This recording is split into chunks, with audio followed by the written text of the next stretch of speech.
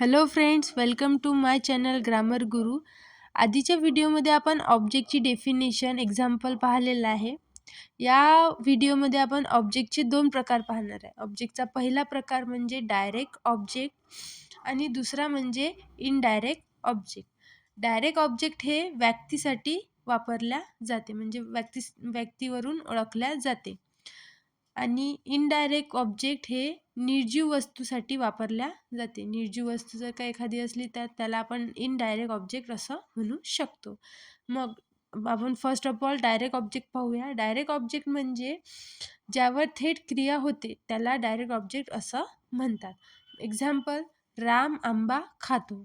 राम आंबा खातो. आंबा इथे काय झालाय? आंबा इथे डायरेक्ट ऑब्जेक्ट म्हणून आला आहे. डायरेक्ट ऑब्जेक्ट म्हणून आहे. आणि second one is indirect object. Indirect object कशाला म्हणतात? ज्यासाठी क्रिया किंवा ज्याला क्रिया केली जाते त्याला इनडायरेक्ट ऑब्जेक्ट म्हणतात. एक्झाम्पल, रामने सीतेला फूल दिले. रामने सीतेला फूल दिले. सीतेला काय झालं इथे?